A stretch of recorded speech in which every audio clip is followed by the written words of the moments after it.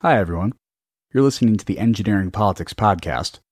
Today I'm going to be talking to Truman of Return to Reason about the election, the DNC and RNC conventions, the current state of our politics, and what message is convincing to undecided voters. Because this conversation was so long, coming in just under 2 hours, there will be no bonus content at the end. But I'd still appreciate you joining and subscribing to the Engineering Politics Locals community. You can go to engineeringpolitics.locals.com and become a member for free, or get the subscriber pass for as little as $2 per month. And you can use promo code EPFREE for a 3-month free trial of the subscription pass. That's spelled EPFREE. I'll go over more of where you can find me and support this content after the show. Also, make sure to show some support for Truman from Return to Reason. You can find Truman and his locals community at returntoreason.locals.com. If you like the Engineering Politics Locals community, you will love the Return to Reason Locals community too, so go check them out. All right, that's it. Let's get the show started. This is the Engineering Politics Podcast.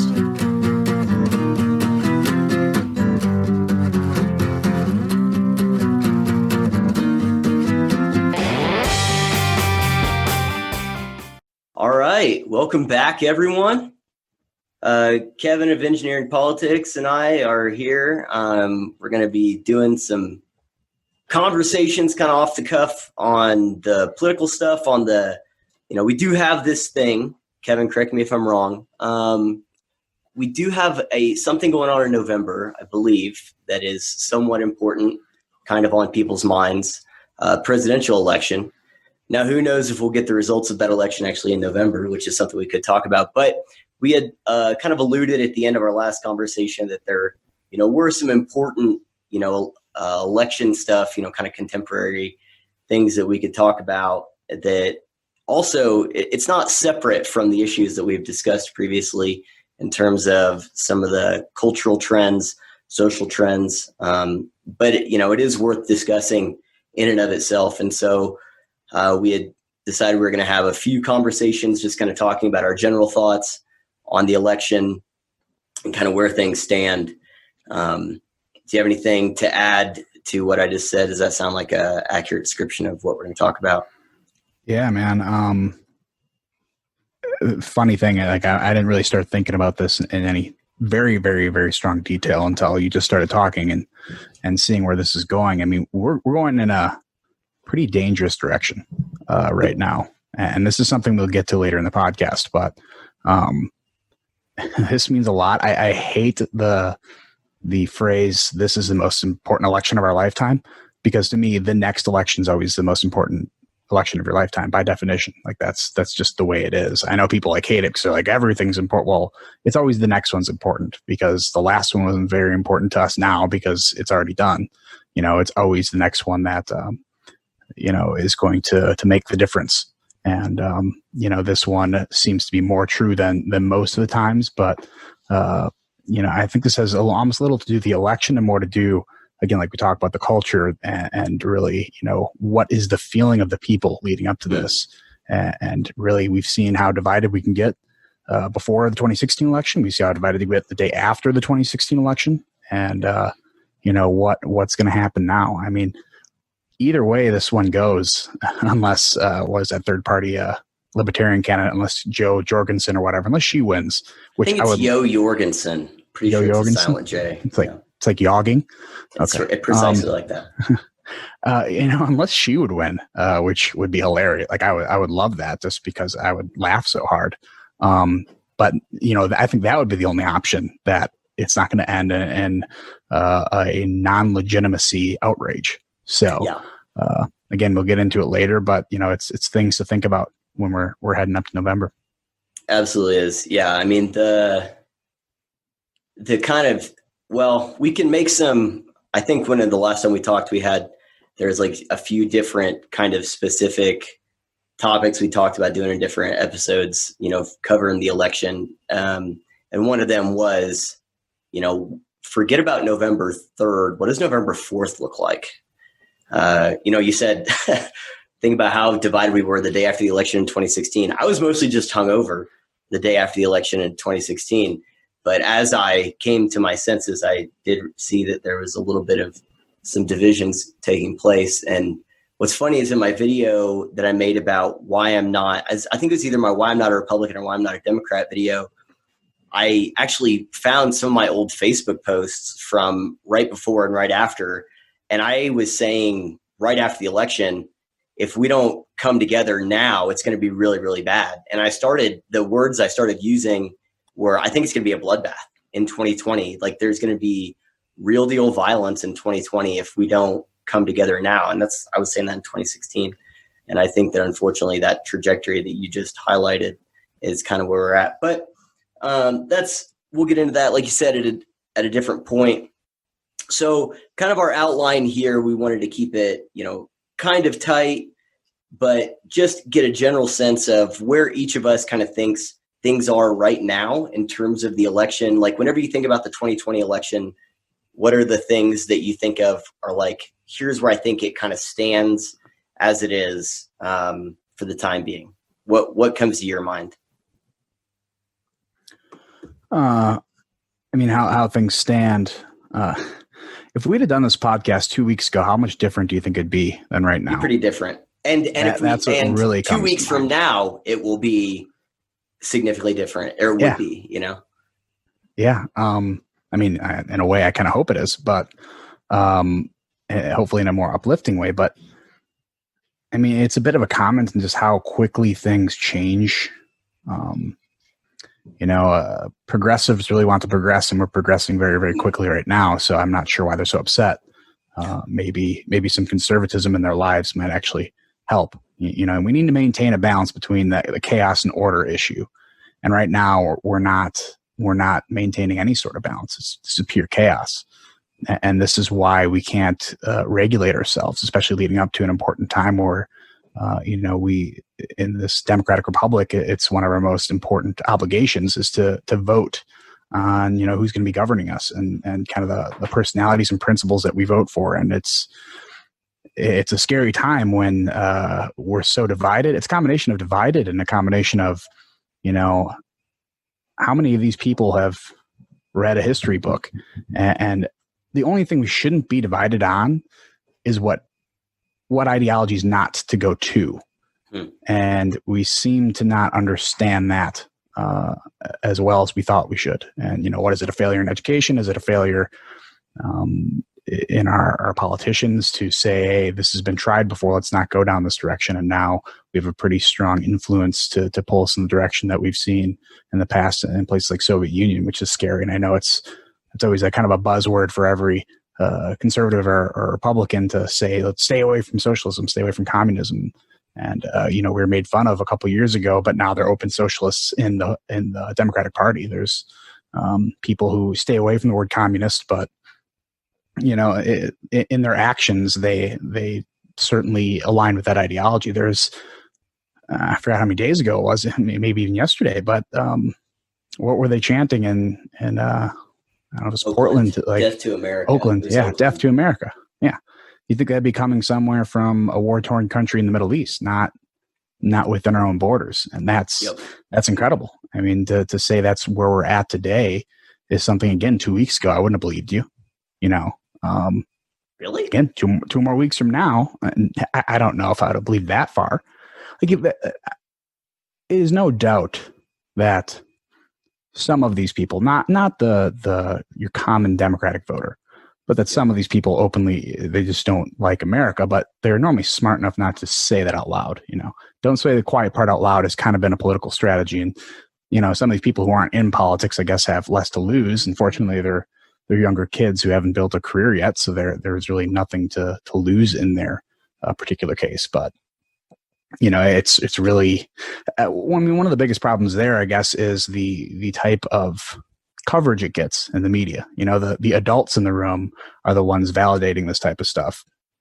Yep. And that's really, I think, where everything's breaking down. I had a discussion with a guy on the Facebook group I always bring up, and actually a pretty good discussion with a guy whom I normally disagree with quite a bit. And, I openly said, I did not like it when Trump came out and said, the media is the enemy of the people. I think that was too broad. It doesn't really help anything, and it's going to just give them a really good talking point. Today, I 100% believe it. I've come around on that as well. Yeah. And again, I don't remember how long ago, if it was a year or two or maybe more ago. But that is one of the most true statements I've ever heard now. And I would actually really adapt it. So I don't like enemy of the people. I still don't like that phrase. I would say the enemy of truth, more so. Like, I think that the media are just super irresponsible, and they don't think about the consequences of what they do, and they don't think about the consequences of their hyperbole. And so I don't know if I'd say they're the enemy of the people, because I think a lot of what they do, like, is just, you know how people can be charged with reckless endangerment or like manslaughter if they're just super careless, and they do something really careless that has, in manslaughter, if you accidentally kill someone. I think that the media are not as, like, I don't see them sitting there scheming and trying to think of ways to destroy the country. I just think that they're reckless in the way that they respond to the shifting incentive structures and just their landscape. I mean, they're a business. And so I think that they've opted to forego principles and journalistic integrity to remain relevant. The example I keep using for the media is they're like Rose's family from the movie Titanic. That, the mom in Titanic is saying, we're just here, we're running on the good name that we have, but we're broke. And so she's trying to get Rose to marry this wealthy guy, which would actually, he doesn't know that they're broke, but it would re-legitimize her, her family's name by marrying into this actually wealthy family, but they're just going on the recognition of their name alone. And I think that the legacy media is doing the same thing, that they're going off of, a mixture of naivete, the goodwill of people, and a previously credible reputation.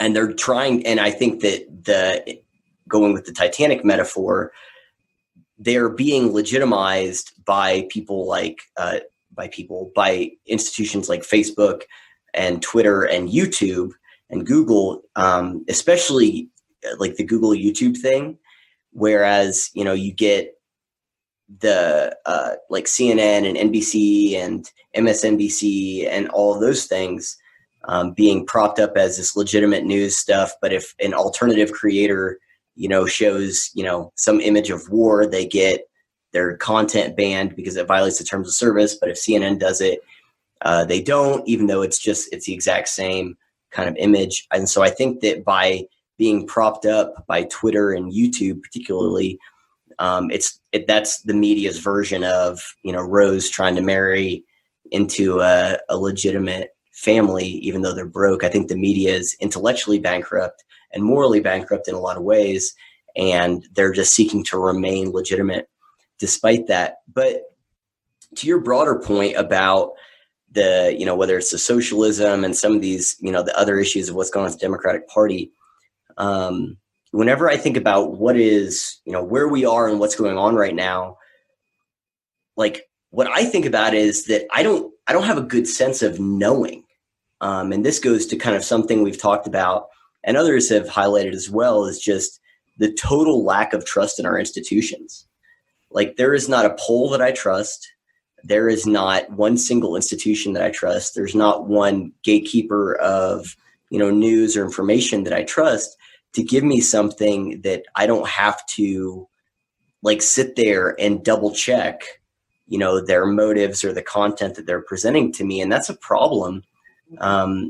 So, when I think about, okay, where are we? I can make some guesses about where I think things are. I can make some guesses about where voters stand.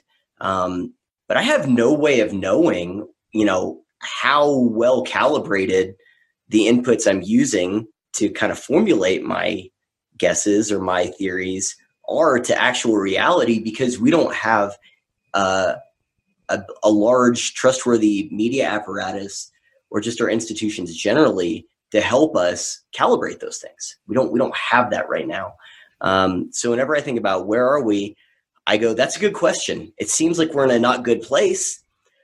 And I have reasons why I think that, but other than that, I'm not sure I have a good sense of what the answer to that question is, largely because of the issues with our media institutions, largely because like the fact that people are still like, and we are going to look at some polls here in a minute, which makes the statement I'm about to make really ironic, but the fact that people are still using polls as a way of trying to really understand what's happening right now is insane after 2016 to me. You know, and people like Shapiro will say, well, the polls weren't wrong generally, all this other stuff. It's like, okay, that's fine. But, and you say that, but everyone was still wrong. So even if the polls were right, then how come everyone got it wrong if the polls were right?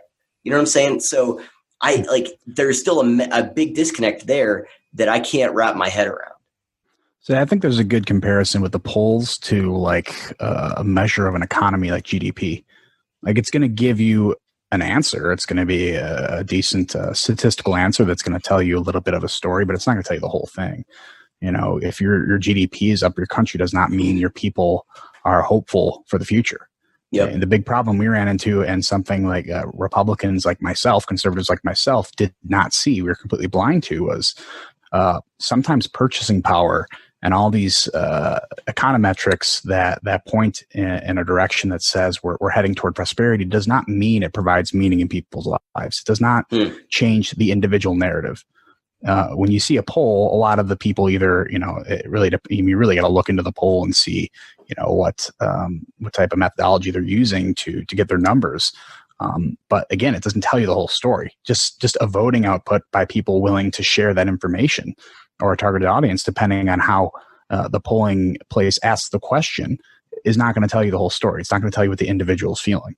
And, it's hard when you say it's hard to get information. To me, I'm a bit more, I guess, on the opposite side.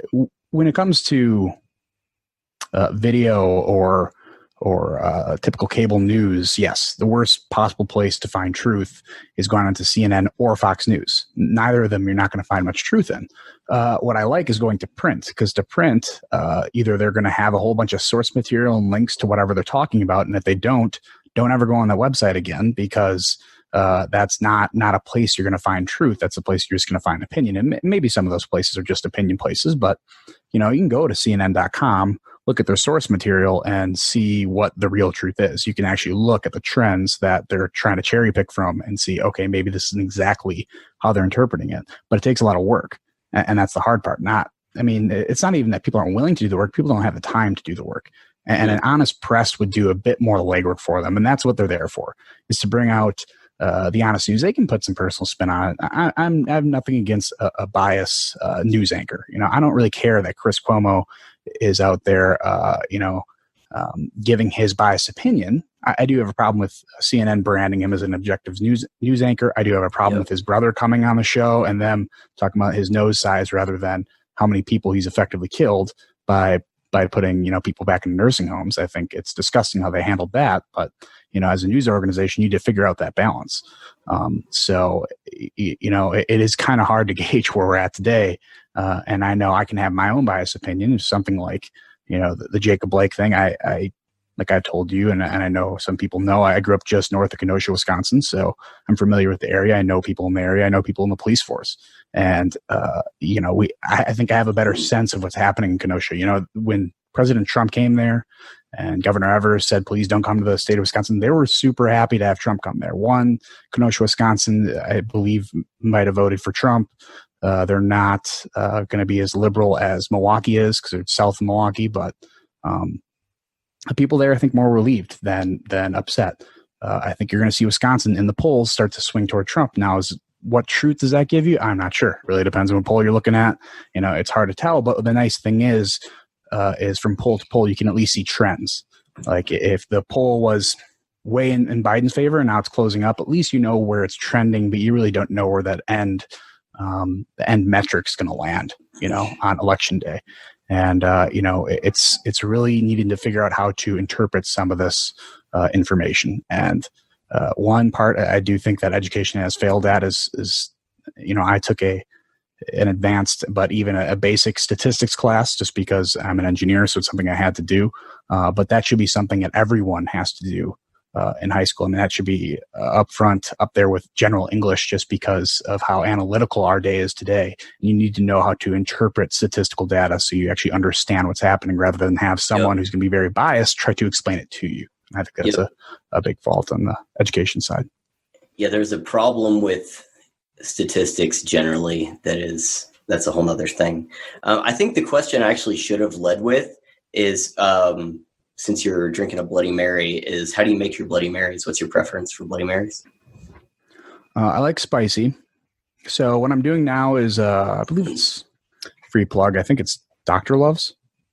Jimmy Love's.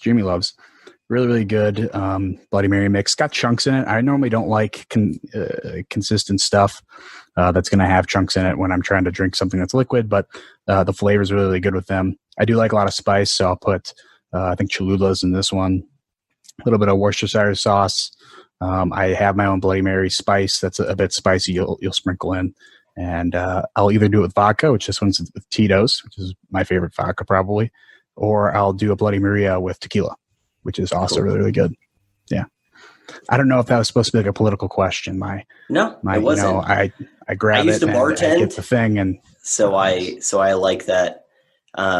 If you haven't ever tried a Bloody Mary like with cucumber vodka or like jalapeno vodka, pepper vodka, yeah, those are really good. I like using cucumber, like an earthier one, is really good for the vodka, and then I don't really use Bloody Mary mix usually, and so I'll kind of mix my own stuff in there. So like, Clamato, and then like you said, Worcestershire and some Tabasco, black pepper, those kinds of things. I like to splash a little bit of orange juice in there too. But anyway, no, I was just curious about that. No, it wasn't a loaded question. Although I do like loaded Bloody Marys when they put like, bacon strips and stuff in there. We have a legendary place in Wisconsin that, wow, I can't believe I forgot what it's called. They'll do one for $50. It's basically a whole pitcher and a whole deep fried chicken on top. A deep fried chicken? Yeah, a whole one. So the thing is like a foot and a half tall. It's pretty good. Nice. I was thinking of I've been to places where they do like little cheeseburger sliders on top. They have the smaller one has a whole full-size cheeseburger on it. There you go. And a bunch of other stuff. So that's good. Okay. Yeah, no, that wasn't a political question. I try to drink it fast, or the alcohol and the Bloody Mary mix will separate, much like our country. All right. That's right. So that's why you kind of stir it up. Okay, so let's get some specifics here, because we've done the thing that we tend to do, which is kind of stick in the philosophical. So in terms of where things stand right now, if you were to think about the way you perceived the DNC and the RNC, what were kind of your big takeaways from those two events? I don't really know their process in figuring out when they're doing it and how they're doing it, but I just think the RNC was fortunate enough to go after the DNC. They got to learn what to do, and more importantly, what not to do from the RNC or the DNC. DNC extremely flat. They really should have wrangled in the cats before putting them on camera, because they said some really dumb things that I'm sure Biden, if he was coherent enough to understand what they were saying, would have avidly disagreed with. Taking God out of the Pledge of Allegiance in a few different clips, overtly going against capitalism, like calling capitalism out by name and saying we need to destroy it. There was a couple of really, really bad talking points in there. And the biggest thing that the media tried to take away from the RNC was them putting up all these people of color on there as I kept seeing the token black guy. I'm like, well, a lot of their talkers are black guys. And at what point does it not become token black guy and just become a black guy who thinks independently from what you think black people ought to do? That actually really upset me, because Tim Scott had an amazing speech. He did a great job. Yeah. Nikki Haley as well. Yeah. Nikki Haley. I believe there's a Maxime. I can't remember what his name is. The guy, Maximo, the guy who is from Cuba. Yeah. He was terrific. Although the best one of the night was the David Dorn's widow. Yeah. That one was, I think, by far the best. If you haven't seen it, go watch it and bring a box of tissues with you, because it's fantastic. It touched everyone's heart, and it was just an overall good message. And that's really what they learned. They brought people who could tell their experiences, and you didn't really see that with the DNC. It was kind of what they saw the world. That it was their worldview of what they're going to see in the future. I mean, that's what you really see a lot of, just as a general rule. And I think that's why they always say, when you're young, vote Democrat; when you're old, vote Republican. It's because you have a view of the future when you're young, because you haven't lived it yet. Where when you're older, you've lived it, and you kind of understand, what reality is, and really what the incentives and disincentives are, and who's really going to help you get to where you want to go. And so my overall view of the DNC and RNC is the RNC, in my very unbiased opinion, would have won in a landslide for rating these. But overall, Biden's speech, although they didn't really talk about him the whole time, was good relative for Biden. Yep. A lot of the stuff was pre-scripted or pre-recorded. I think it was Michelle Obama. She recorded hers before Kamala Harris was even nominated or was called for the. Let's pause there. How telling is that? That is so telling to me. That is remarkable. Well, I mean, it's scripted like a lot of their responses. When you are a party that relies on calling everything racist, from climate change to, any little thing. Yeah, right. When your prepared response is racist, I mean, what do you think you're going to get? It's always a prepared response, because, using ideas and arguments aren't exactly the strong suit. And I don't want to make this into they're stupid and we're smart thing, but at some point you have to start making a coherent argument, and they really weren't. Biden's talk wasn't too bad. Kamala, I don't really remember hers. Hers was good. Hers was good. I thought I remember hearing hers was good, but other than those two, really nothing of value from there. And the RNC was a great, really well put together. And what was your takeaway for, kind of the next thing that we had put to talk about was the various, like the main issues of either side, but we can loop that into the DNC, RNC, just kind of our opinions on that.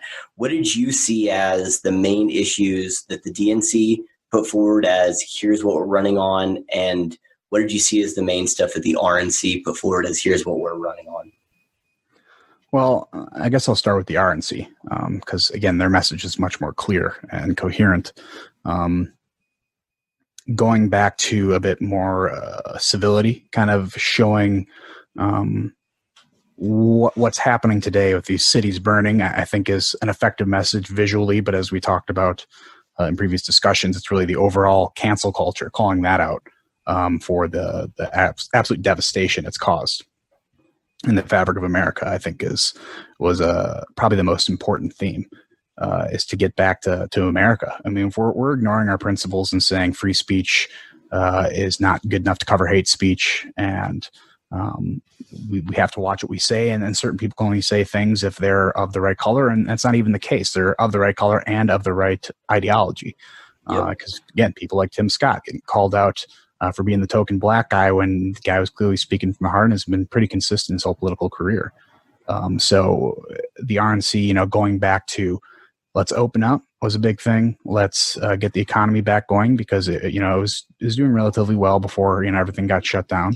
And let's stop this rioting, and let the adults take control again, rather than have the kids kind of running all these cities, which is really basically what's happening.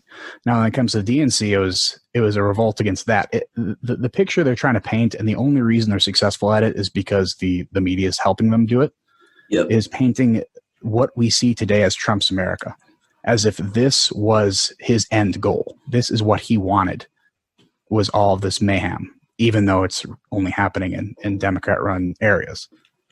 And calling him out and saying, one, the whole COVID thing, and he's responsible for all 180,000 deaths or so, and still praising people like Cuomo, who, again, you take out New York City and those deaths decline quite substantially. But really, they're trying to paint what we're seeing today, all the bad things, all the cities burning down, as Trump's America. And, it goes hand in hand, which really didn't happen at the DNC. Is more of a strategy they're taking now by saying it's roving gangs of crazy right-wingers that are causing all this devastation and destruction. But really, it was them setting up that narrative. It was them saying, this is what you get for voting for Trump. And as a lot of the guys like in the Daily Wire pointed out, I mean, this is a mob or a mobster coming to you, and it's like, man, the glass keeps breaking in the front of your store, because we keep throwing rocks through it. It's a real shame. It really sucks. It happens. If you just vote for me, if you just pay me a little bit, I can stop I can protect you by making sure my thugs don't come in here and break your stuff. And really, it's an extortion case. It's crazy. And trying to go past that. I mean, really, it would be so easy to see again if the media wasn't just a branch of the Democratic Party at this point. Yep. Yeah, that's the. Well, I'll wait. I'll say my first thought. When it comes to the DNC and the RNC, what I saw, and to be honest, I thought that the DNC actually had some pretty good moments.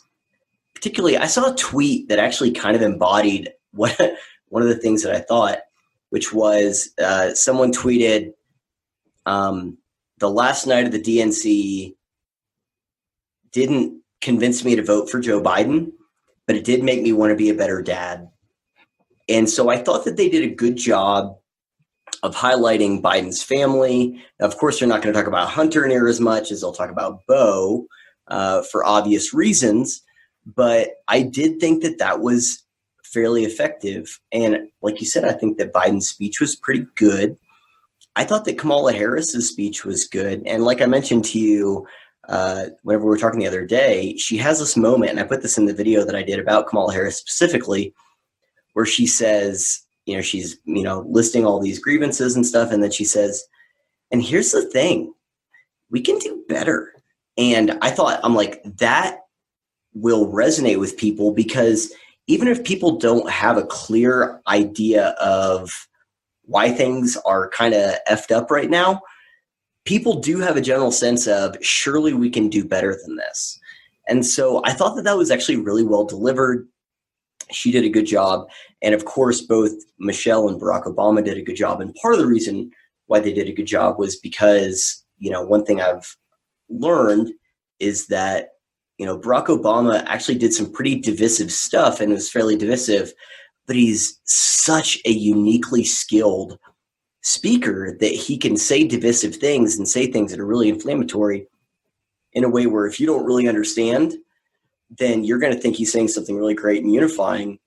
But if you're someone who disagrees with him, you're going to go, are you fucking kidding me? And so I thought they did a good job there. For the RNC, I'm not sure that here's what I will say. So I have to, to be honest, I don't think the RNC gave particularly a clearer or more substantive argument than the DNC. I just don't think they did. Now, all that to say, I think that the RNC's message seemed to be, to me, boy, things aren't as bad as these Democrats are trying to say it is. They really aren't as bad as Democrats are trying to say it is. And it seemed like they were trying to kind of repudiate a lot of the attacks that have been made on President Trump and his administration.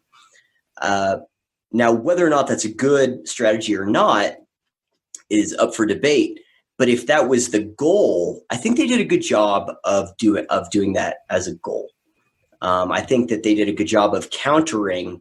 So here was the deal. I don't think there was a lot of substance to the Democrat or to the DNC other than, as everyone says, orange man bad and look at all the things he's done wrong. However, I will say, I'm not sure that's unique for the convention of the party that's not holding the incumbency. Like, that has to be the argument. The argument has to be, look at how bad the last 4 years were, elect us and it'll be better. So I think, I don't think that's some type of, unique criticism of the Democrats, because that's the argument you have to make to say the status quo hasn't been good, elect us and it'll be better. Now, what I don't like, to your point about the media, is the fact that the media portrayed the RNC as apocalyptic and, having this dark overtones, when the DNC, by definition, has to make a case that the last 4 years have been very dark and very horrible, and therefore you should elect us. That's a whole other thing. So my point is that the DNC had to make a case that the last 4 years have been terrible, and here's why. And the RNC, they're basically, like you said, they went second, and their case was, no, they haven't been near as bad as what these guys said. Now, my point is, neither of those are very substantive. Neither of those really paints a picture of what we should be doing as a country. It's just you're this, and the other side saying, no, I'm not, and here's why. And so I don't really see that as being anything of substance on either side of it. The Hill has done some good job covering that fact. What I will say, and something that I mentioned to you the other day, is that what I saw as the main case, as the main foundation for both the DNC and the RNC. So the DNC was making their case based on coronavirus response, the lockdowns and those kinds of things. And it's all about coronavirus, which is fine. Okay, that's fine. I don't think their conclusions are correct necessarily, but okay, that's what they want to kind of build their platform on. And, they did have kind of what you would say is a secondary thing of Joe Biden is, build back better, right? He's civil. He's a nice guy. You can trust him. He's going to be the light as opposed to the darkness from the Trump administration. That was their argument. And the RNC, the main argument was, no, I'm not. I'm not, we're actually having a good time over here. Things are pretty good. And also, what about the rioting and the looting and the unrest in the cities? So you're talking about David Dorn's widow speaking, and so on and so forth. Now, the point that I made to you the other day was that both of those things are issues that primarily affect people that live on the coasts and in large urban areas. So if you live in the Midwest, so like Atlanta, St. Louis, Detroit, Minneapolis, I guess now Kenosha, which I think I've heard it portrayed as a small town area, but from what you told me, it's kind of basically part of the urban sprawl between, what do you say, Minneapolis and where else? Not Minneapolis. Milwaukee and Chicago. Milwaukee and Chicago, yeah. Which doesn't sound like real small town America to me. But anyway, that said, both of those appeals are to people who live in large urban areas. So if you've been affected by the coronavirus lockdowns and a lot of the mask debates and people getting, Dave, like you asked me earlier about, before we started recording, about Dave's doing his coming back from the grid, off the grid thing with Michael Knowles. And he talked about being yelled at going into, I think, CVS or something, for not wearing a mask in the parking lot. Those are not issues that affect people that don't live in urban areas. The same way with the rioting and looting stuff, that's an issue that affects people that largely live in urban areas. And so, even though I do care about the coronavirus stuff and I do care about law and order in our cities, the stuff in Portland doesn't really affect me right now because I live in a city of, 30,000 people. And the same way that a lot of this lockdown stuff, I mean, I've said before that with the coronavirus, there's been maybe less than 5 or less times that, especially whenever things were really at the heat of it with the lockdowns, that I seriously felt like things are crazy right now. Man, there's something really serious going on. Other than that, my life was pretty normal. Day-to-day life was pretty normal.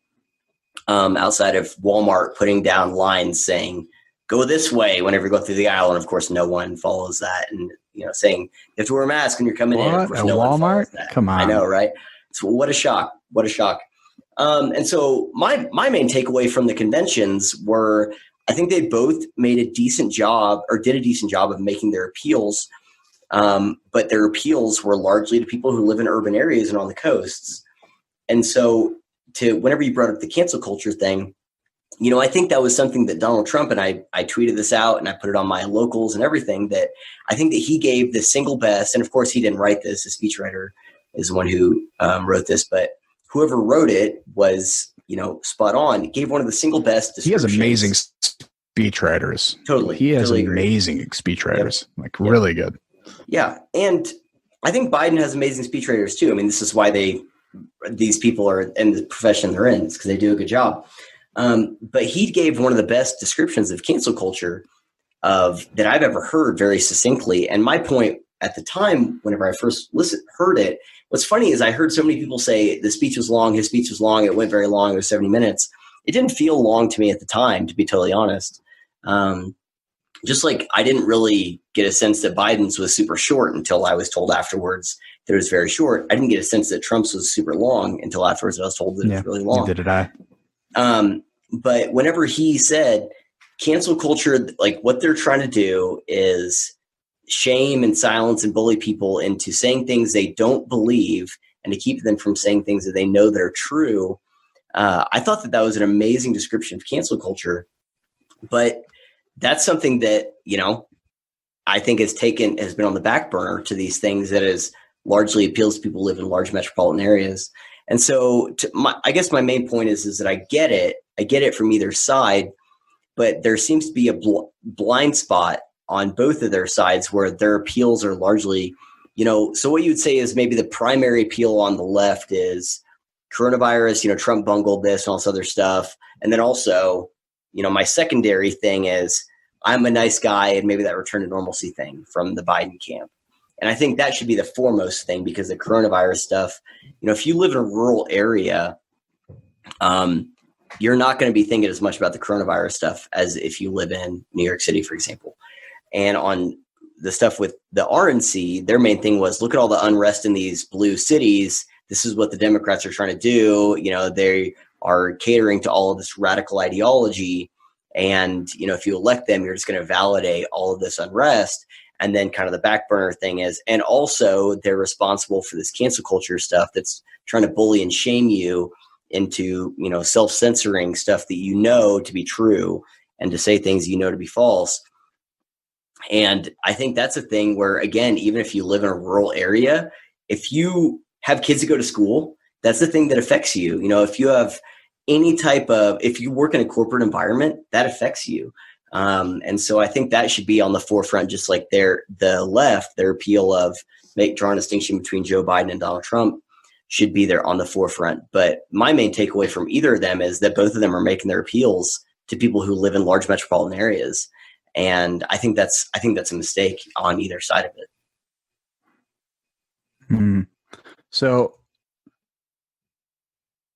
I think you're right, but we've talked about this before, and I'm actually starting to, I think, disagree with you a bit more on this one. I think you're right that the actual disease is cancel culture, and showing these burning cities is a symptom of that disease. I do think this burning down of cities that actually is a part of cancel culture. I think it's just totally. A derivative of it. You're trying to silence people. People don't agree with you, so you're going to burn their stuff down.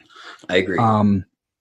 And when we first talked about it, I thought I disagreed with you more because I'm from Wisconsin, and when I see Kenosha burning down, a place that I'm very, very familiar with, and I know is not a huge, thriving, progressive city, I'm very, very, very strongly disagree with you. I think showing anyone in Wisconsin a picture of Kenosha burning is going to be much more effective than telling them the most eloquent speech on cancel culture. Sure. Even though, again, that is the disease and this is just a symptom.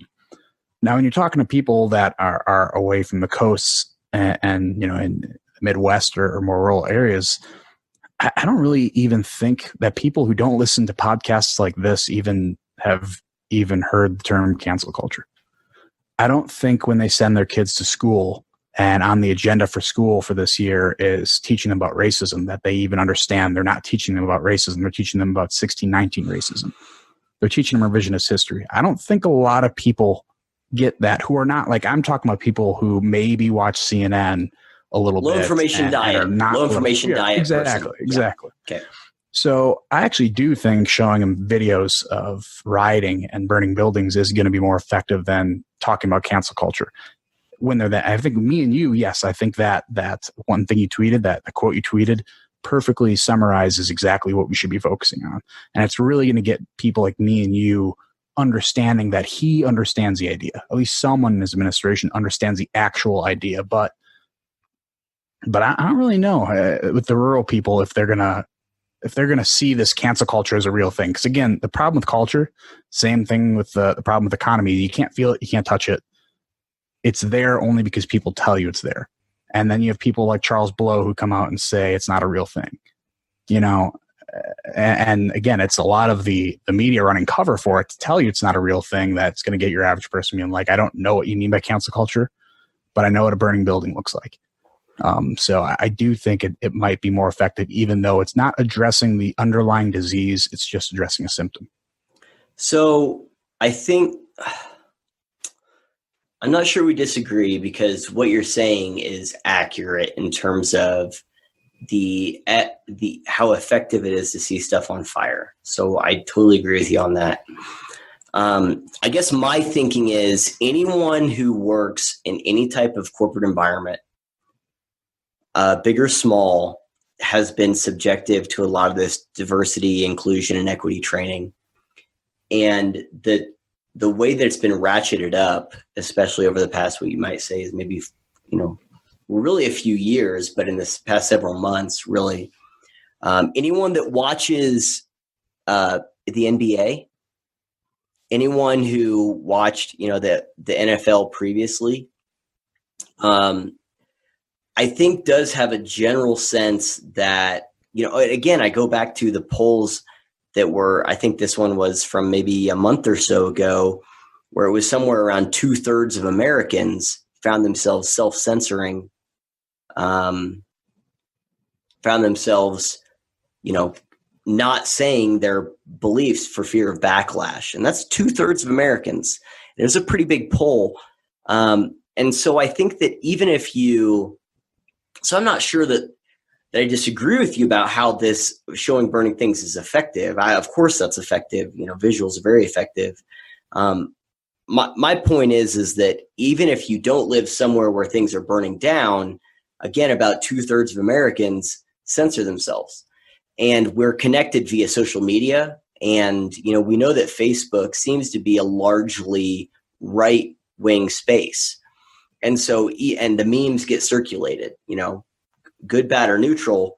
Oftentimes they're inaccurate and ridiculous, but people do have an understanding of what is taking place here from the mainstream media. There's when they see the picture. And so this is maybe where you say that they're connected, where you see it's like fiery, but mostly peaceful protest from CNN.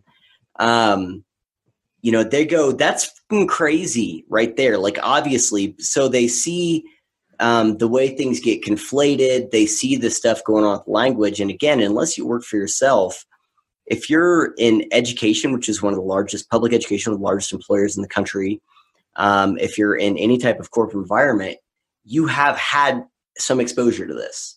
And you felt that pressure of, there's that part of you going, well, hold on, wait a second. I see what you're saying. Can we ask some questions here? And that part of you that says, I can't say it or else I'm going to be called a bigot or something. And so, I guess my point is that I think that you're right. That is very effective and it is a symptom. But either way, I think people, even if they're in a rural area, they felt it and experienced it. And the broader part is that includes those who are on the left. That includes classical liberals. That includes those who are in the center left. People like Carlin Bursinko, or Dave Rubin from a few years ago, or Bridget Fedesi, who says, hold on. You know what I'm saying? And so I think that even if you're on the center left or on you would consider yourself maybe even firmly on the left, that cancel culture part is something that, I do believe that most people feel that there's something wrong, that there's something going on there. And if you have 2/3 of Americans who are saying, yeah, I censor myself, and the only people who say they don't is progressives. I remember there was a poll from college campuses a few years ago that the only people who didn't self-censor in the classroom were those who labeled themselves as progressives. And so even center left and left-wing people who call themselves liberals censor themselves in the classroom. So this has been going on for a long time. And so I think that idea of something is happening with what is accepted speech, and that goes to the Overton window thing we've talked about. people who sense there's something going on there includes those on the right and on the left, virtually no matter where they are. And so, I'm not sure I see a big disagreement there. I just wish they would, as you said, they are connected. I wish they would maybe make that connection a little bit more and show how these things are both, one, important, and two, they are connected. And so maybe that'd be a way to bridge that gap. I don't know if does that make sense? Yeah. And yeah, it seems like you and I probably don't disagree on this, just the small nuanced parts, but like even that poll you brought up, and I don't want to derail this conversation, but it is sort of getting into where we think the voters are right now, because we are talking about the everyday voters. Yep. Even that poll that says 2/3 of people self-censor, I think that would be a poll. I would find that to be very accurate on the coasts. I don't necessarily think that's for rural America. I mean, if we're talking about people who have not been touched by this, I think there's going to be a bit of a difference. And I don't know what they're predisposed to, if they're naturally more right wing, if they're going to be in a more rural area who is not touched by this. It makes sense that if you're in a very, very red area, you wouldn't be touched by it at all. And again, you might only get your information via Fox News and see that people are telling you it's there. You just never experienced it yourself, right? But I'm wondering, and I'll be interested to see some sort of poll or investigation into how many of these corporations, how many of these businesses in places that aren't super progressive like Portland and Seattle, if they take one of these anti-racism courses and they're to be polled when they come out to say, did this actually help you, or do you think this sends a bad message? I'm wondering where that goes, and is that split going to be dependent on how most people would see these anti-racist type courses, or is it going to be split more along the moral foundations theory of where people tend to lie with their combination of personality characteristics? So basically, how open are they to this new experience to say there's racism out there that you didn't see because you're white privilege? How many people are going to buy that hook, line, and sinker, and how many people are going to reject it for being like, this is heading in a space that I don't want to go? And, is that just because of how bad the Ibram Kendi and the Robin DiAngelo type of anti-racism goes, or is it because people just, again, moral foundations theory that they're going to reject this just because of the type of personality they have? So I think that's a valid point. I suppose I'm less concerned about how the person sitting in the seminar feels about it as I am about the fact that it's even being presented in a seminar in the first place.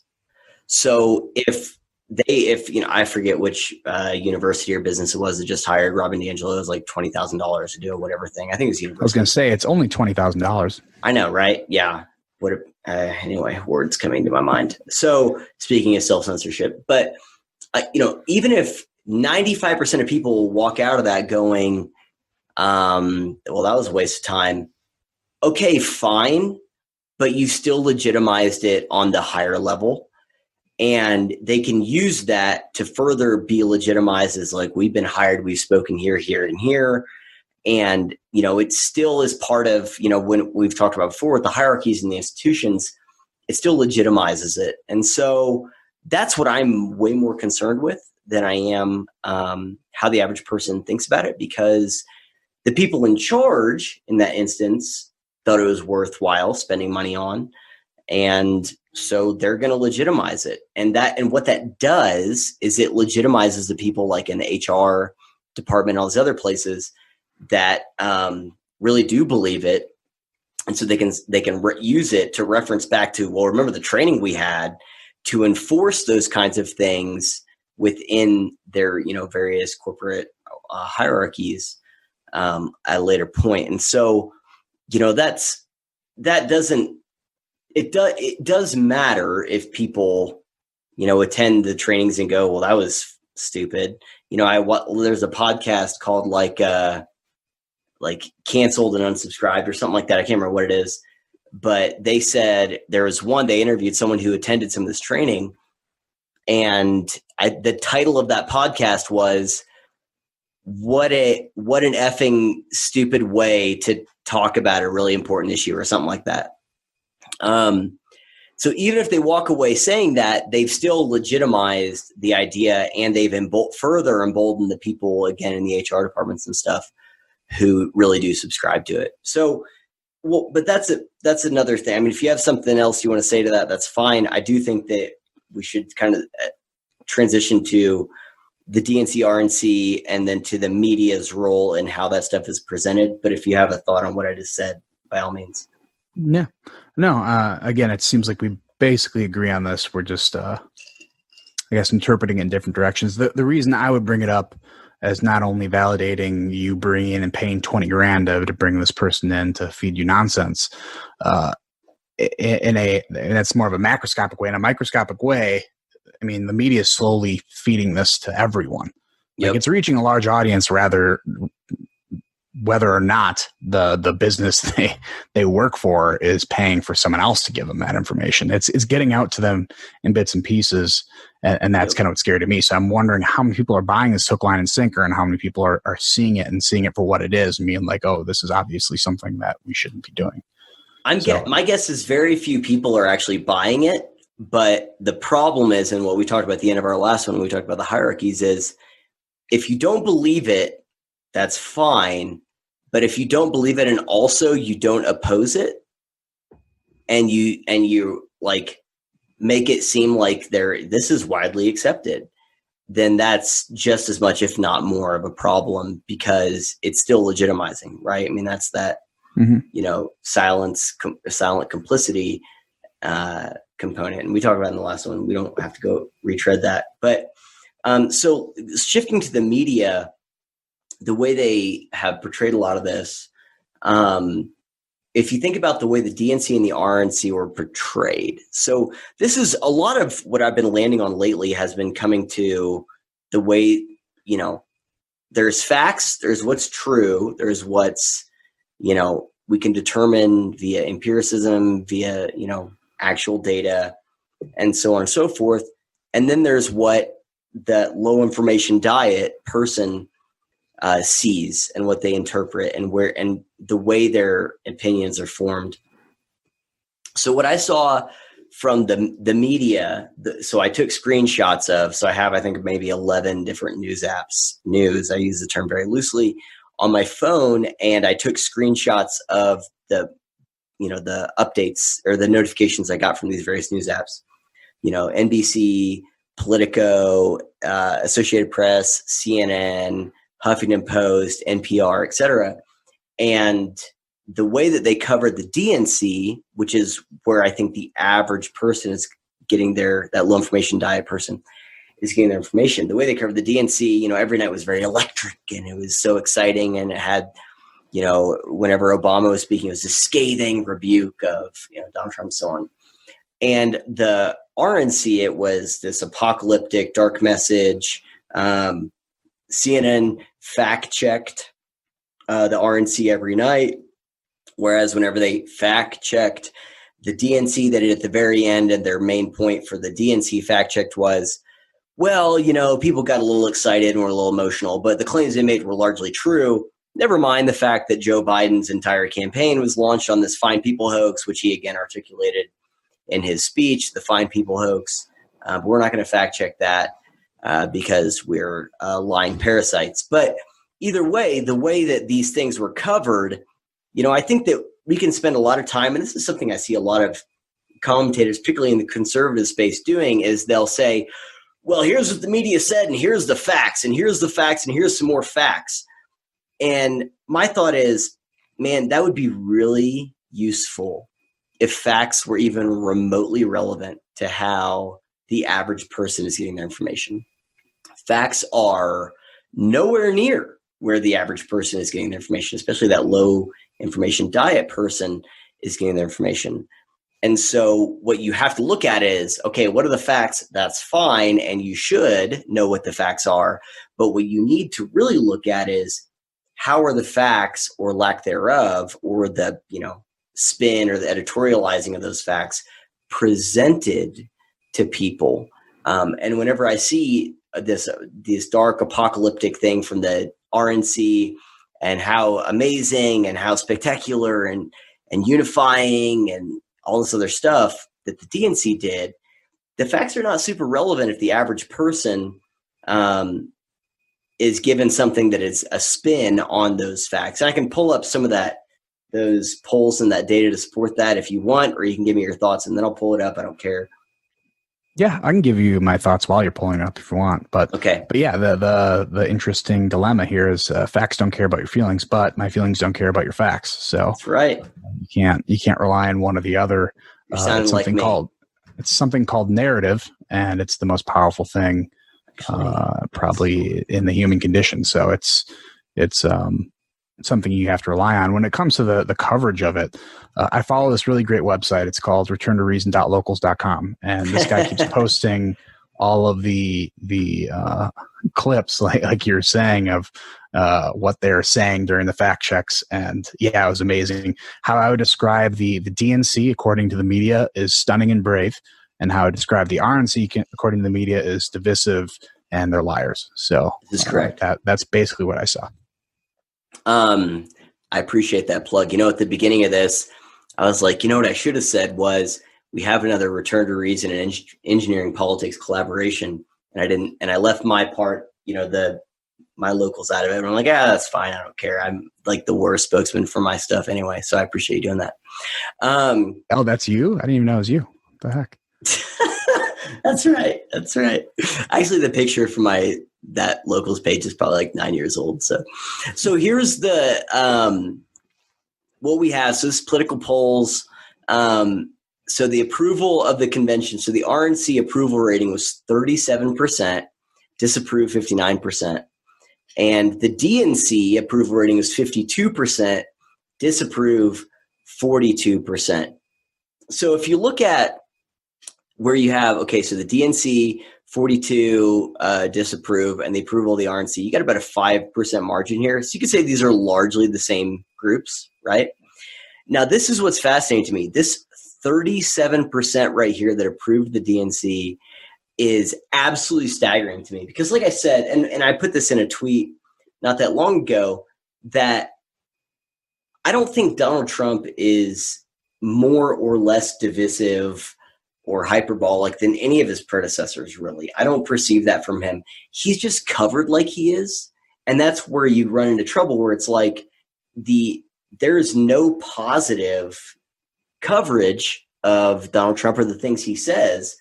So, of course, you're going to think that he's this massively divisive figure and he's the one stoking all this violence and stuff. And it's like, okay, where are you getting that information from? Is it from All Things Considered every morning on NPR and then the CNN, tweets that get shared or that you see on Facebook or on Twitter or something like that? Like, if that's where you're getting information, of course you're going to think that because they do not cover.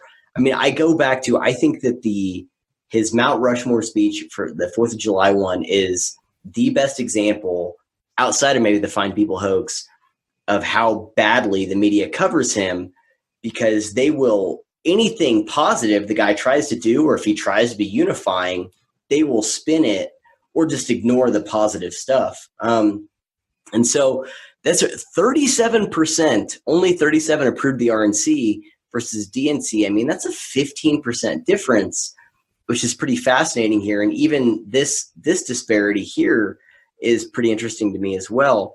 And the 52% approval rating of the DNC, I think that some people could say, well, that's, not that far off from Joe Biden's polling numbers, which, okay, fair enough.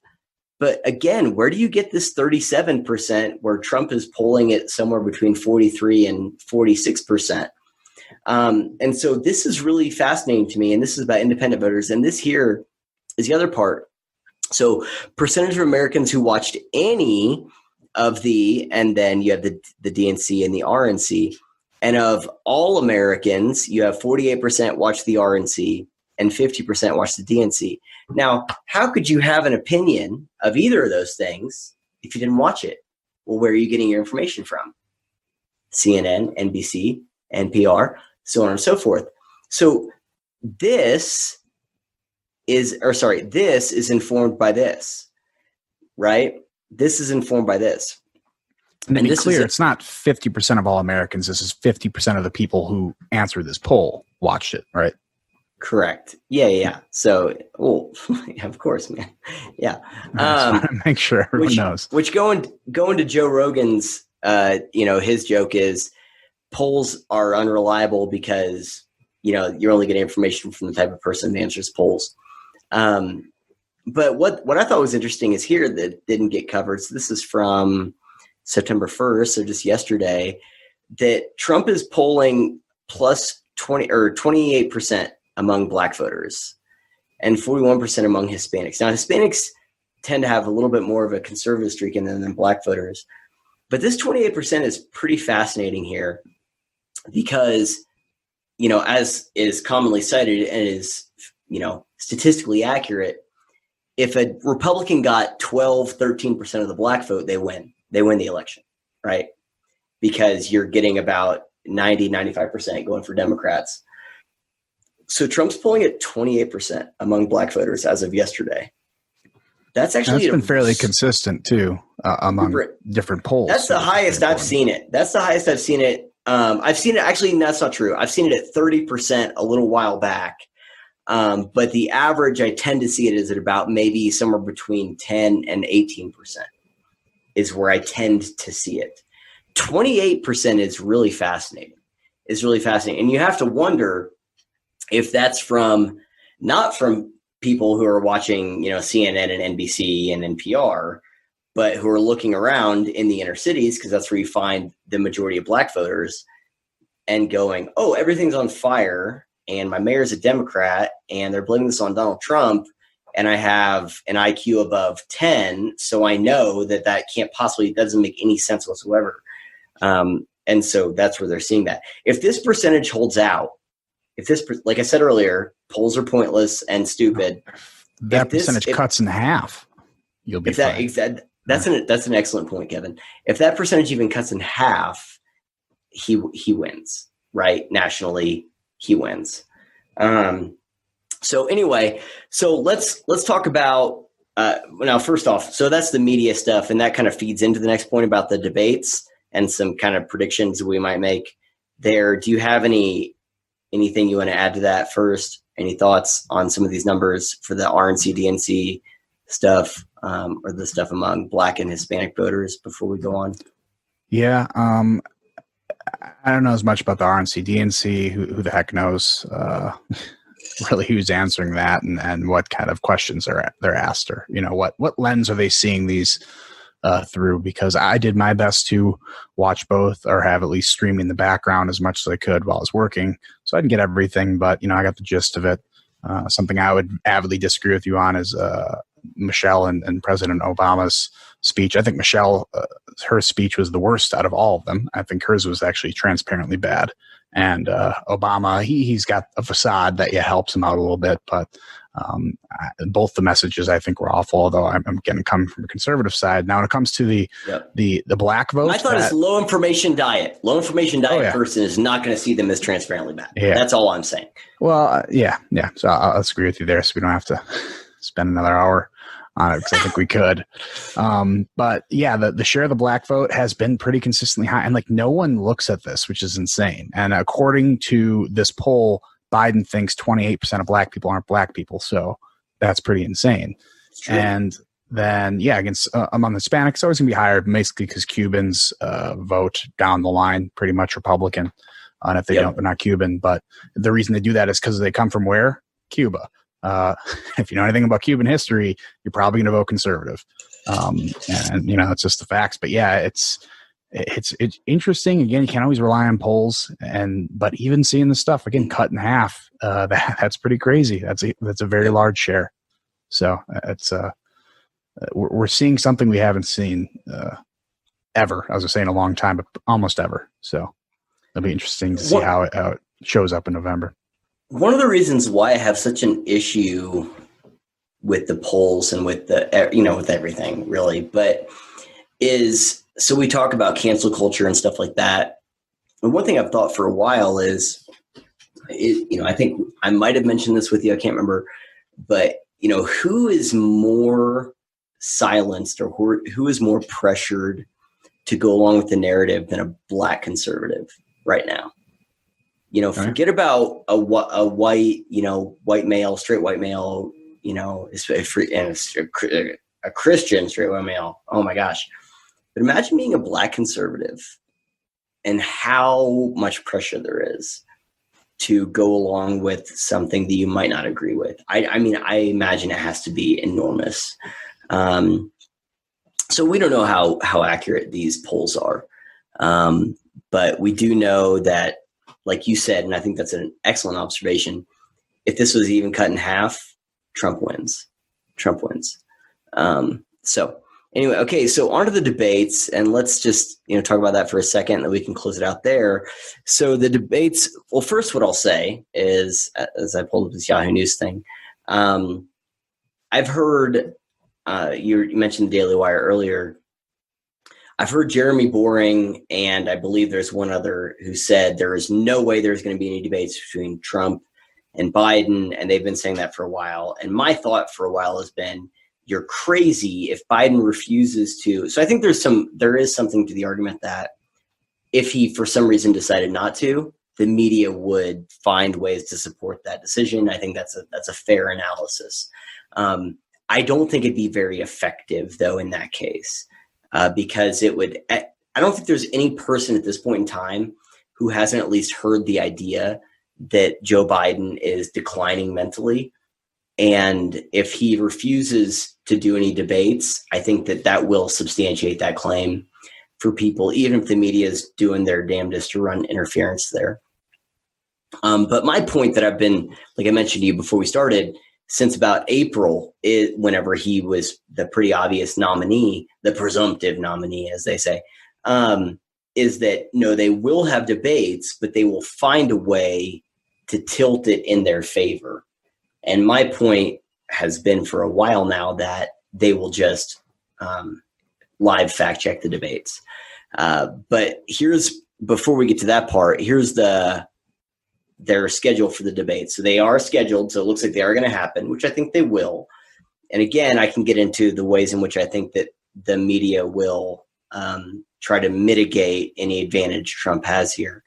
But this is the article you shared with me, which is, we have Fox News, C-SPAN, and NBC moderating the upcoming debates. So the first one is on the 29th. So that's 27 days from now. So just under 4 weeks. We have the first one of the debates, which is pretty crazy when you think about it, really, just under 4 weeks. Now, it's crazy because it feels really close, but also we live in a news cycle where we went directly from impeachment to a global pandemic lockdown, crazy stuff in about that time period, right? End of February through the middle of March, end of March. Anyway, there we go. So we have the C-SPAN town meeting in October, and then Kristen Welker on the final debate. And the first one is Chris Wallace of Fox News. So the debates will be happening, and then there'll be the Mike Pence and Kamala Harris debate that looks like it'll happen after the first debate between Biden and Trump and before the second one. So anyway, so those debates are happening. Do you have any predictions or thoughts about those before I get to my theory that has now been confirmed, it seems like, all over the place, and what you think those debates are going to be like? Let's do that. What do you think these are going to be like? Yeah, let's go there first. I think this one's harder to predict than the outcome of the actual election. I think I have no idea what these are going to look like. Are they going to look like this, me and you on two different screens talking to each other? Is it going to look like was it Biden and Kamala Harris talking to each other? Was it yesterday, a few days ago, where they're in two chairs 30 feet away from each other, just to really push the point down that they need to be social distancing? We're very serious. If a traditional debate, Trump would murder him, even with live fact checking. I don't think that would help. He would eviscerate him because of two things. One, he's there in person and kind of do the more intimidation thing. He flustered Jeb Bush. He flustered a lot of people. The only person he couldn't, even he got to Ted Cruz, who's a very well-versed debater. So he got to him. It's easier to get to him when you're there live, but also with no crowd. A lot of people Joe Rogan brought this up. The reason he's so good is because he's a stand-up comedian, and a stand-up comedian with no crowd looks like, what's her name? Nanette. Trump Jr.'s. That, but no, Kimberly Trump Guilfoyle. Jr. Yeah, Kimberly Guilfoyle. Yeah. Who's screaming in an empty the best and looks is yet sitting. to come. Yes.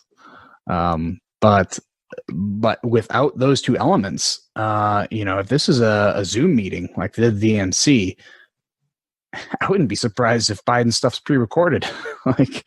And that's the only way you're going to be able to get them to stay awake long enough to do it. Or they're going to have to do like a soup break like every 20 minutes.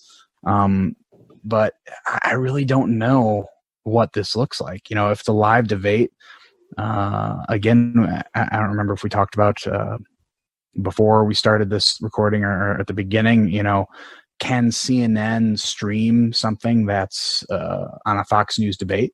If they can, how many people are going to try to tune into CNN so they could see their live fact checking when they know Fox News might not do it, unless it's demanded by the Biden campaign to actually have someone there live fact checking. And again, if there's someone there live fact checking, do they interject during the debate and actually stop the candidates and point out what they're getting wrong, or is it just a ticker on the bottom that's going to point out all the stuff they do wrong? Because if you know anything about debate, been in a debate club, watched a movie about debate, the fact checkers are supposed to be the debaters.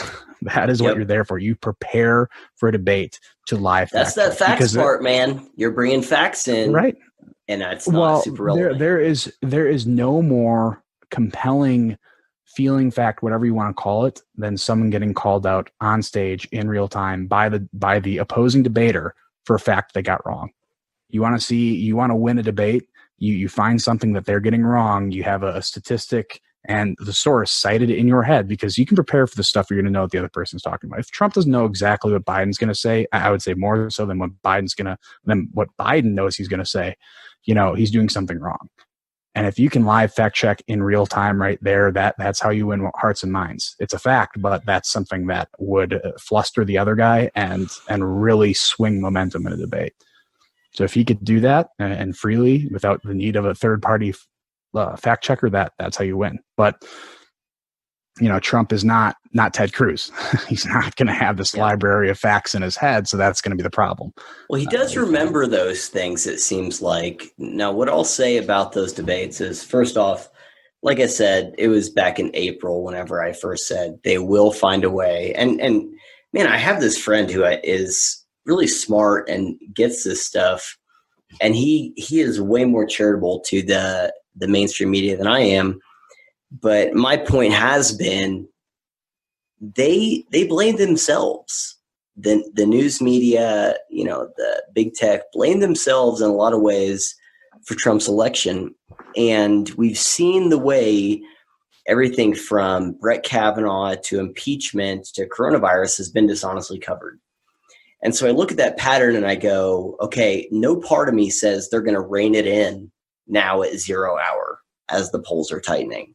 Like they're going to go all out. And I think I was telling you before we started, the NPR has started to have way more crazy and obviously partisan headlines and stories just in the last week than you traditionally see from them. I'm not saying they're not partisan, but they generally are a little better at hiding that than their people around them like NBC and CNN and so forth.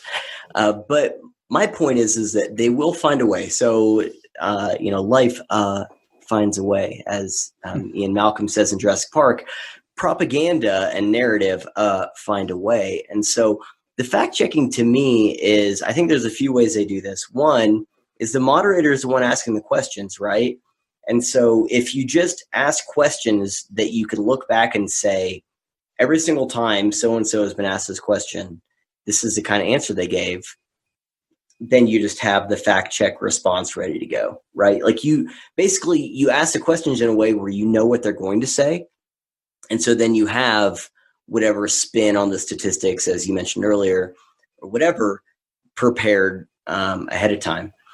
So that's one way to do it. And the other way, like you said, is if they do it via Zoom or whatever, there's lots of demands that the Biden campaign can make here. And one thing that I've thought about it is, so from the New York Times, Nancy Pelosi more recently saying, well, there shouldn't be debates. There shouldn't be debates. To me, that has been their version of leading with an extreme offer they know the other side won't take. And then the offer they know they'll settle for, what they're really hoping to get is debates with fact checkers. It's their side's version of that art of the deal or whatever. Where you lead with, that's right. So you lead with something so extreme that you know the other side is like, no, absolutely not. And then you also are slowly for a while teasing this idea of fact checking. You have media outlets talking about like how there's so much misinformation and Russia meddling. Of course, we're going to ignore China and Iran who are meddling on behalf of Biden. That, I guess, isn't happening.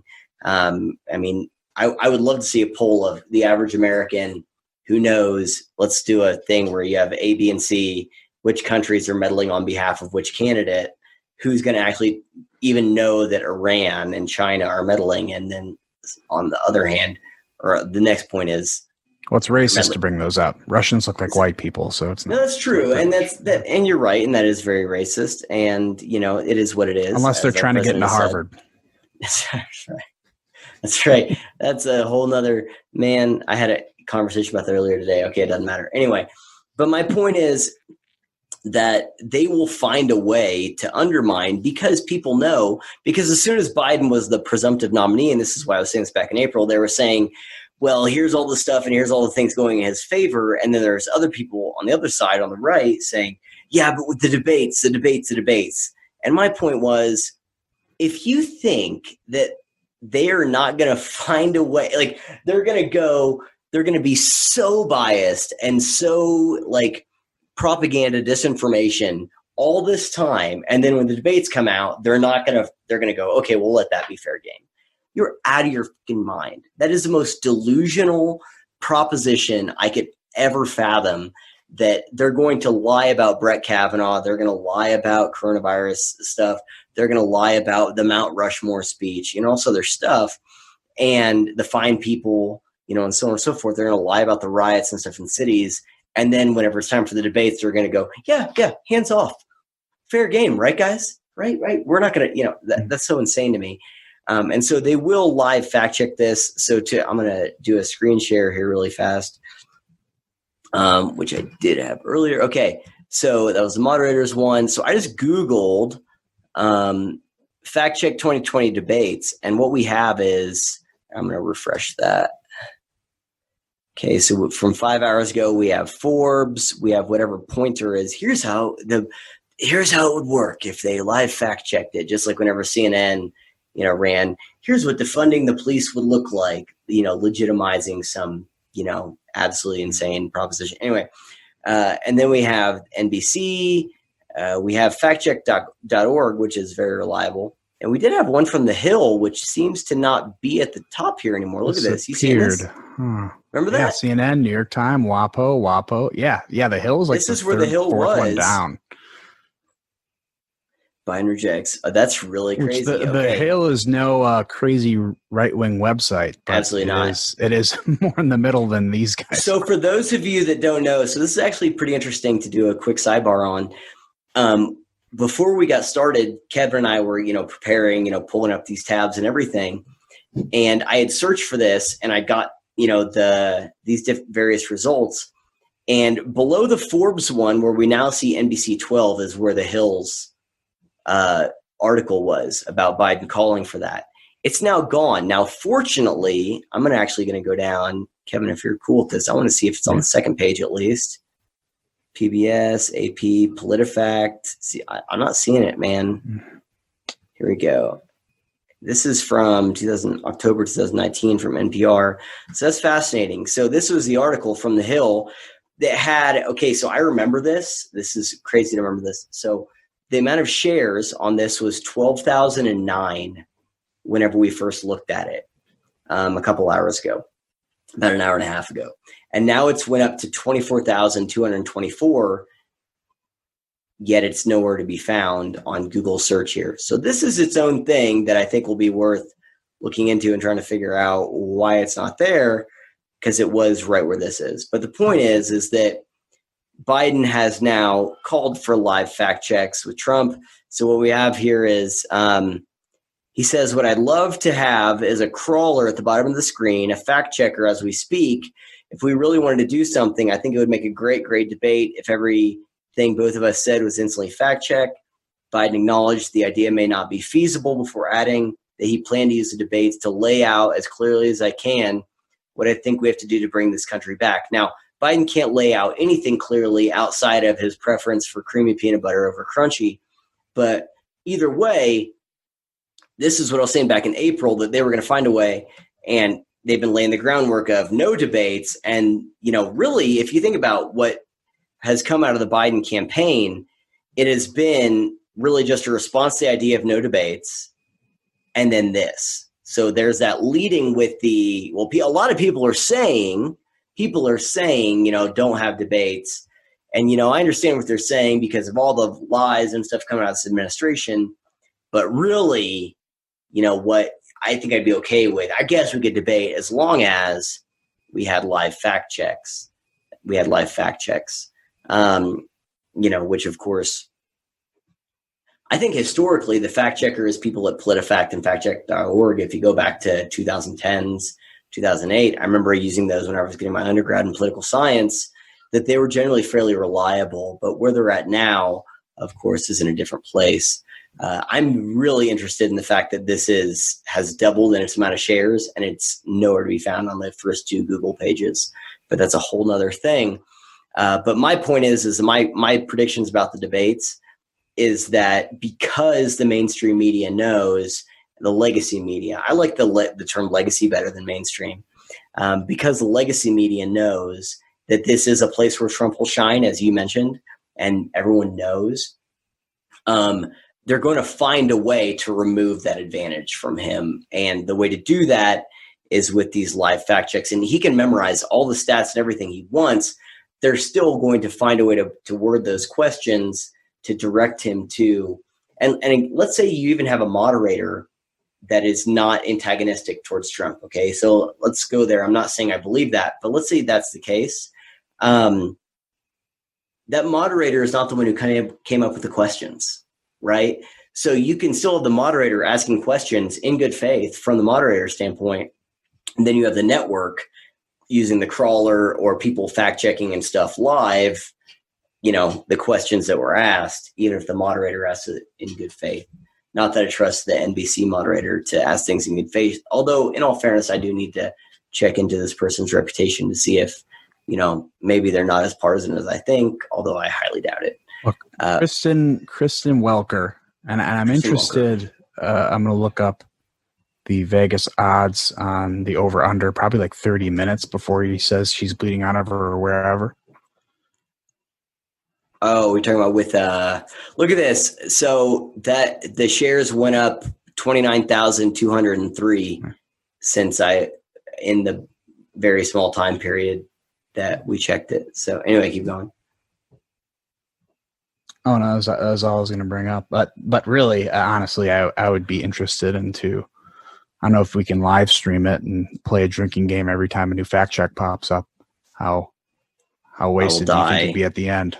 Absolutely hammered.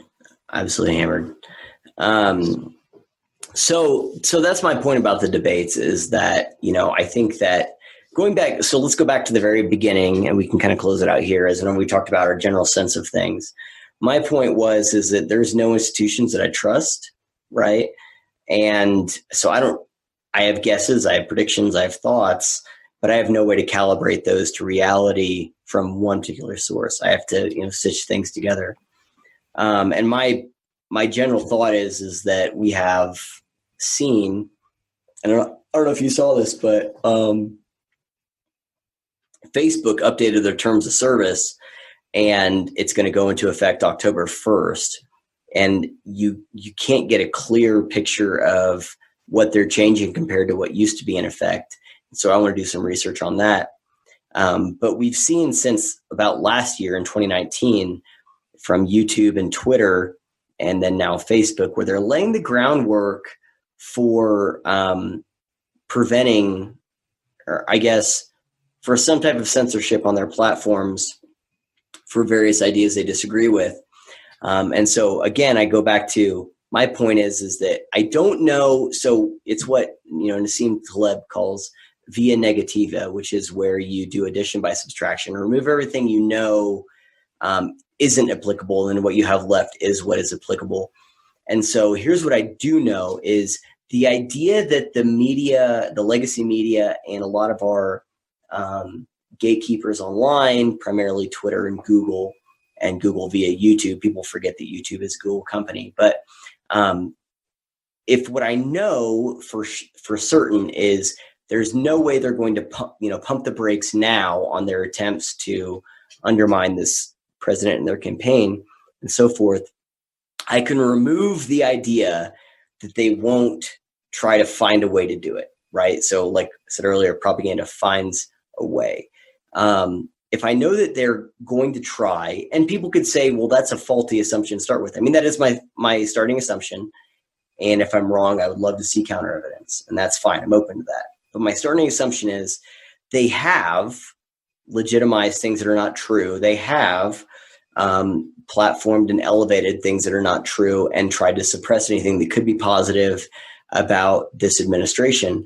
The idea that they would stop that in at 0 hour is insane to me. So I can remove the idea that they will stop that. And what is remaining is my original premise, which is they will continue to do what they have been doing, which is to find ways to undermine. And so then the question just becomes, what are the limits? What do you think they will do? What does it look like practically? Well, I don't see any limits, especially going back to Brett Kavanaugh. I think he's a fantastic example. I don't think there's a lot of limits to the dishonesty. I think a lot of the stuff with COVID lately has also been a fantastic example of saying, yeah, I don't see a lot of limits of what they're willing to go to in the Roosevelt speech, Mount Roosevelt speech by Trump as well. So then if you accept the premise that they will continue to try and undermine, and there's not a lot of limits to that they'll go to in terms of just blatant dishonesty, well, then all you have to do is plug those into, okay, so if you take those two things as assumptions, and again, I'm open to them being wrong, but I don't see that right now. So if I take those two things as assumptions, and then all I have to do is say, okay, what are the ways in which they can specifically act out those realities in a debate? And the fact-checking component is one of them. Asking questions that will lead them to things that they could fact-check is another one, and so on and so forth. And I'm sure there's a lot of ways that I haven't yet thought of. Going back to the low information diet person, and I'll leave it here, most people, just like that poll showed, people watching the DNC and RNC, it was about 50% for the DNC and 48% for the RNC that actually watched any of those two conventions in terms of the American population. So most people get those. That low information diet gets it from clips, gets it from things that are circulated, news articles, various analysis, and so on. Maybe Trevor Noah, something like that. Facebook constantly recommends Daily Show stuff to me from Trevor Noah, same with YouTube. Or, Stephen Colbert gets recommended to me on YouTube as well. So if the low information diet person just gets whatever clips and blurbs, and those clips and blurbs are elevated by the people who have no limit and no scruples in terms of the interference they're willing to do, then, that's what happened with the conventions. That's what's going to happen with the debates as well. It'll be things that are sent, around by Now This and BuzzFeed and so on and so forth that is fact checking it. I mean, CNN and MSNBC and Huffington Post and NPR and NBC, I promise you, I'm predicting it right now, will be wall to wall with all of the lies that Donald Trump does during the debates. And I'm not saying they might be right in what they call out, but there will be disproportionate attention paid to Donald Trump versus Joe Biden during those debates. So that's my prediction for those and the media's component, and why I say, if a lot of this election hinges on low information diet person is going to get misinformation just, completely cranked up to 11 for the next, 60 days or so. And so I don't think the debates are going to help Trump near as much as they would under normal circumstances. That's a lot. I appreciate you letting me ramble there. So those are my kind of final thoughts. Yeah, man. You hit on everything when it comes to debates. It's going to be two main themes of fact checking. It's going to be Trump lied and Biden actually said. Those are the only two types of fact checks they will do. It's not going to be, they're going to have to. I think they're going to feel obligated to fact check Biden on a few things, but they're going to be small. It's like I think it was actually NBC or it wasn't CNN. I think it was NBC or someone who's considered the more centrist person fact checked Trump today when he said the top 20 cities, the most violent cities in America, are all run by Democrats, and they fact checked him by saying no, every city's trending upward. And it's like, okay, he fact checked him with a set of facts that didn't address what he actually said. I'll take non sequitur for 800, yeah. Alex. Yeah. And they pointed out a couple of cities run by Republicans in places that I've noticed all of them were college towns too, which I think makes sense. But get prepared for a bunch of dishonesty, and it's going to be hard. And then it's all leading toward the election where, and this is going to have to be a separate conversation because this takes an hour to unpack, is like you said, what does November 3rd look like? What does November 4th look like? And what does the week following that look like? Because both sides are building a case for illegitimacy. Yep. Although I would argue one side's got a bit of a better case. I actually think Trump has a better case this year than he did in 2016. I think he kind of propped up 2016 and he shouldn't have done that. And that was a bad idea. And if he'd have lost, he would have made no excuse for it, but there would have been no uprising or anything like that. Not like we've seen today from the left. On November 3rd, when I believe it'll show him being the winner of the votes in person on November 3rd, but then the week following, and I forgot who brought this up, saying he very well could lose when all the mailed-in votes come in. Guess what? The right-wingers might have a bit of a case here where it's like, this doesn't seem totally legitimate to me. And then, of course, if it goes the other way around, it doesn't matter what happens. He could win 49 states like Reagan did, and it wouldn't matter. He'd be illegitimate. So. Yeah, no, that's the problem, and we will have to talk about that in terms of assessing kind of where this goes for people. And I do want to think about and try to get some conceptualization of the people who will reject it and then reject it violently on either side. How many actually occupy that space, I guess, I think will be an interesting conversation. So anyway, okay, so we've covered a lot here. I think this was pretty good. We're about an hour and a half. It seemed like a good place to stop for you. Yeah, seems great. Okay. I think our next one, so today is September 2nd, and so the first debate isn't until the 29th, I think we said. 28th maybe? 29th. 29th. So there'll be some stuff to talk about between now and then, particularly in terms of, for me, it goes back to, who in the world is undecided on this election and what is influencing, their decision-making process. I am really super interested in who that is, because I think it feels like a lot of people probably already have their mind made up. But that's a whole nother thing. There's a lot of people who have their not mind made up. There is people who, if today, they would know exactly who to vote for, but that doesn't mean their mind's not going to change. There's a very large block of people who are, me. Again, I never say I'm definitely voting for Trump. I can always be persuaded if he comes out and says something like, or the biggest thing, everyone's like, could he do anything to not make you vote for him? Well, he could win this election and say he's running for a third. That would make me not vote for him because it's strictly unconstitutional. But I think there's a lot of people, and I think we've seen in the past week, a lot of those people who are punching the ticket for Biden now going for Trump. I do think there's a very large population, especially in Wisconsin, who's swinging that way now. I heard so Shapiro quoted this today. I haven't listened to all of his episode from today. And he said that, and for some reason he glossed over this. And I was like, whoa. That feels like one of the most important things you could possibly talk about. And he said it was a poll that showed that 9% of people that voted for Trump in 2016 are voting for Biden this time around. And I'm like, wait a second. 9% are going to vote the other way in an election where the first time around this guy didn't win the popular vote? That feels like the thing. It's like, wait, what about the 9%? And so you have to try and make a claim that there's going to be 9% on the other side of that you know what I'm saying? Like, it just seems to me, I'm like, that seems like an insane. And again, I have to listen to the whole episode. Maybe he pays more attention to it. I suspect he doesn't. But that seems like a huge, I mean, that's a huge portion of your base who voted for you. 9% is enormous.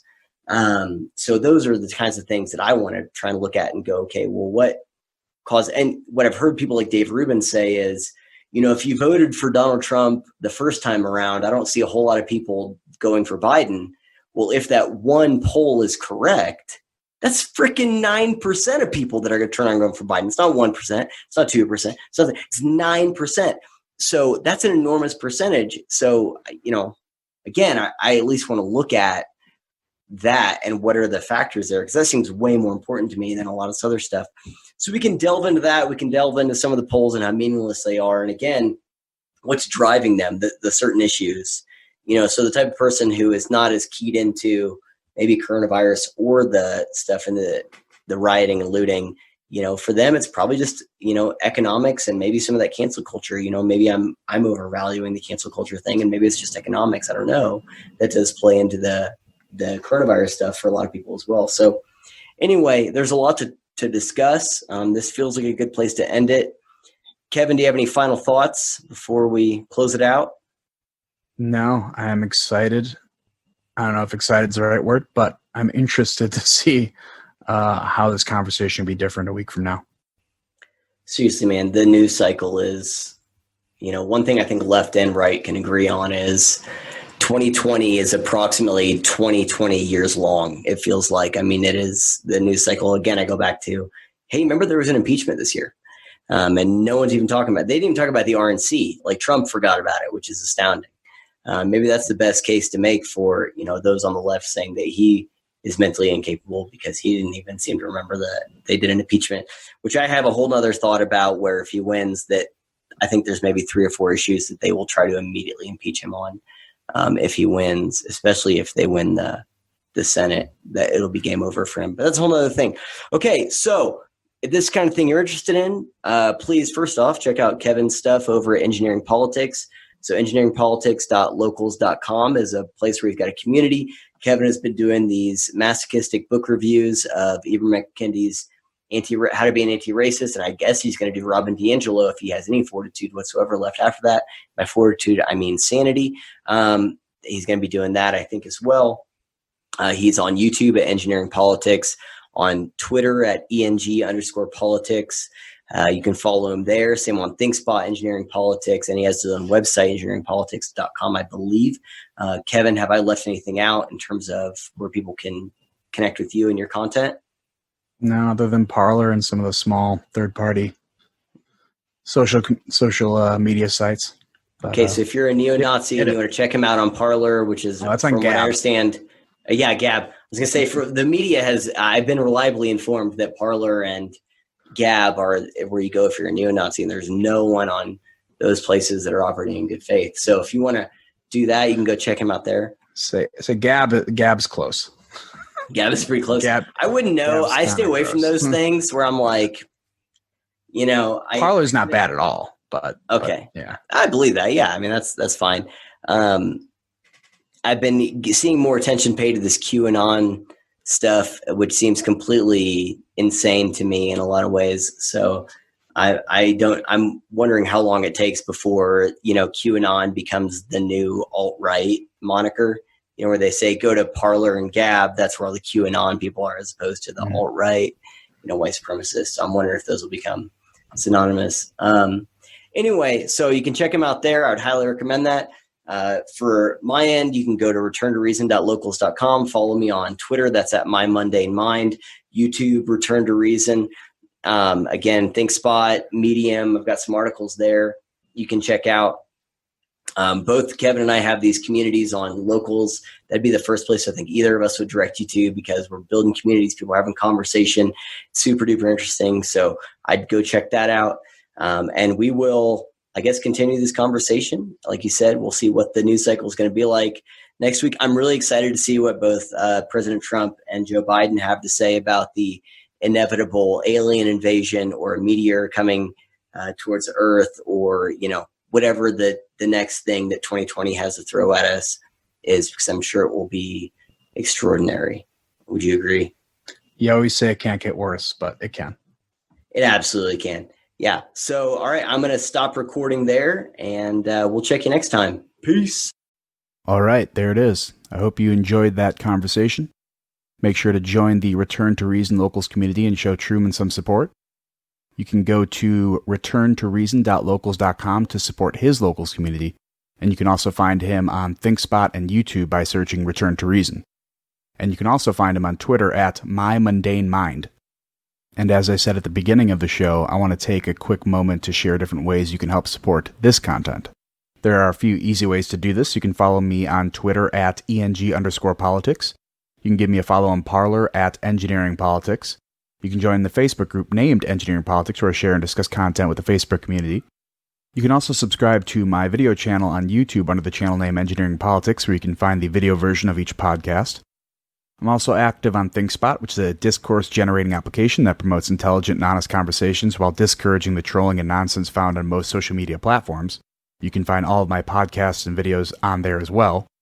But the best way to interact with me, get the newest content, and support this podcast is the Engineering Politics Locals community. This is an amazing community that goes far beyond just a membership platform intermediary for creators. It allows followers of this content to get together and discuss the newest articles, podcasts, and videos all in one place. I strongly urge you to join the Engineering Politics Locals community at engineeringpolitics.locals.com. You can become a member for free, and now you can get a 3-month free trial when becoming a subscriber if you use promo code EPFREE. That's spelled EPFREE, no spaces. I would love to have your support with your subscription so this content can remain independent and keep growing. Monthly subscriptions to the Engineering Politics Locals community start as low as $2 per month. So I hope I can count on your support so I can start making higher quality podcasts and subscriber content like the bonus content at the end of most shows, and the new video series, the EP Zone, available only in the Engineering Politics Locals community with a subscription pass. I appreciate your consideration. Let's build a community together. Thanks for listening. This is the Engineering Politics Podcast.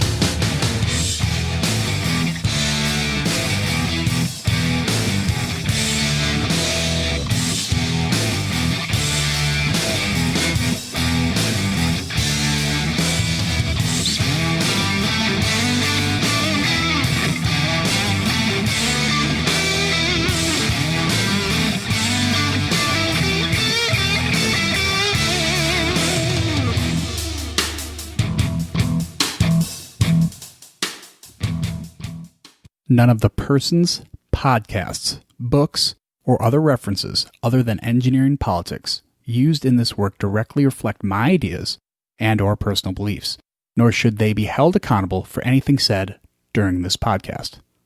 Thank you for listening.